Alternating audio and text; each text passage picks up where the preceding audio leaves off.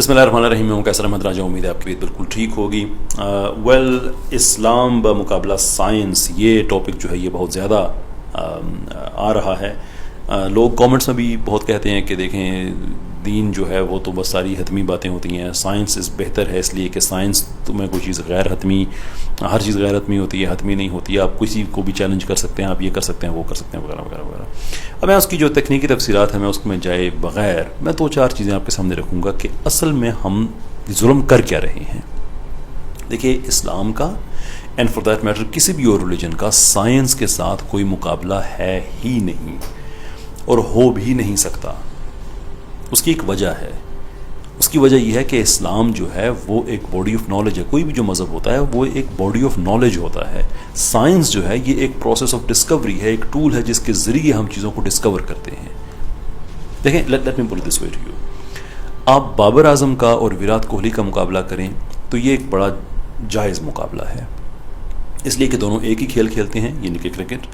दोनों ही बैट्समैन हैं, दोनों ही टॉप ऑर्डर में बैटिंग करते हैं और दोनों ही एक वक्त में खेल रहे हैं, यानी कि एक तरह के ही बॉलर्स को फेस कर रहे हैं। It's good comparison. लेकिन इमेजिन करें आप विराट कोहली का मुकाबला सोफे से करना शुरू कर दें, बाबर आजम का टीवी से करना शुरू कर दें, तो दैट्स बीन सिली। साइंस में चंद लॉज के अलावा कुछ भी बॉडी ऑफ नॉलेज नहीं है। अगर अभी भी बात समझ नहीं आ रही तो आप इसको इस तरह से ले लें। आप किसी भी मौलवी साहब के पास चले जाएं, ना अलामा साहब के पास चले जाएं, तो उनसे पूछें कि इस्लाम के मुताबिक क्या फ़लाँ चीज़ हो सकती है, तो वो आपको बताएंगे कि हो सकती है या नहीं हो सकती, क्योंकि उनके पास उनके मुक़द्दसात मौजूद हैं, यानी किताबें मौजूद हैं, हिस्टोरिकल नैरेटिव्स मौजूद हैं, अकाउंट्स मौजूद हैं, ट्रेडिशंस मौजूद हैं, रिवायात मौजूद हैं। ऐसे ही आप किसी हिंदू के पास चले जाएं, उनसे पूछें कि आपके मज़हब के मुताबिक फ़लाँ चीज़ हो सकती है, तो वो भी अपने ही जो मज़हब का स्क्रिप्चर है उसको उसकी तरफ रेफ़र करके आपको बताएंगे कि ये हो सकता है या नहीं हो सकता। I mean this is what we are trying to say here. आप किसी साइंसदान के पास नहीं जा सकते और कहते हैं कि अकॉर्डिंग टू साइंस ये चीज़ हो सकती है या नहीं हो सकती, इसलिए कि science is incapable of saying something. वो साइंसदानों की राय होती है।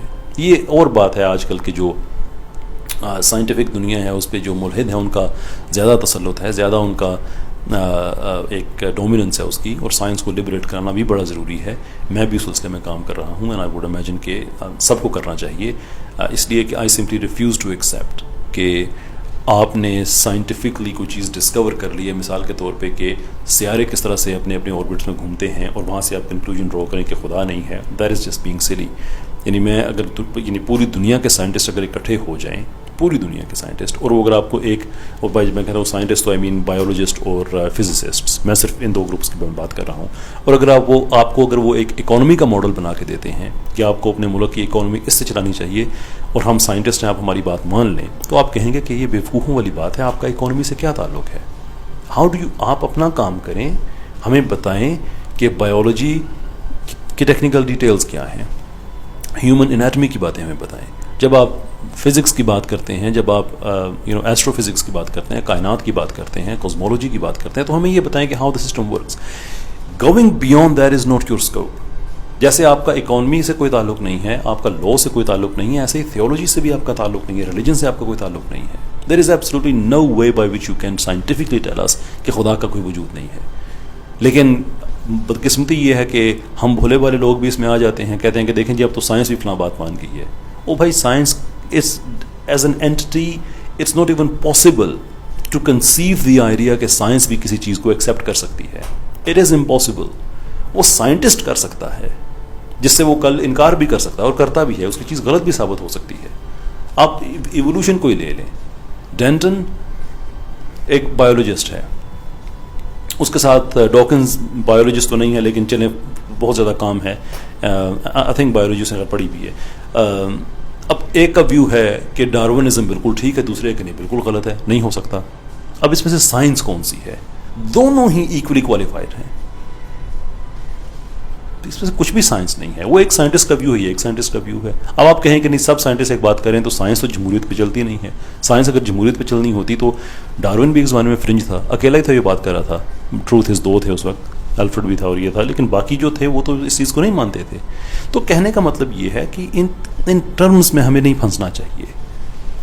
اسلام کا مقابلہ کرنا ہے تو کسی باڈی آف نالج سے کریں, کسی سائنٹسٹ کے ویو سے نہ کریں. اور آخر میں جو ایک آخری چیز ہے جو سب سے زیادہ مجھے مسئلہ خیز لگتی ہے جب میں اپنے پرو ایولیوشنسٹ یا پرو ایتھیسٹ دوستوں سے بات کرتا ہوں سوشل میڈیا پہ, وہ کہتا ہے کہ دیکھیں جی اسلام میں تو اب جو چیزیں ہیں وہ طے ہو گئی ہیں, سائنس کی تو بیوٹی یہ ہے کہ اس میں کوئی چیز غیر حتمی, اپنا کوئی چیز اس میں حتمی نہیں ہوتی.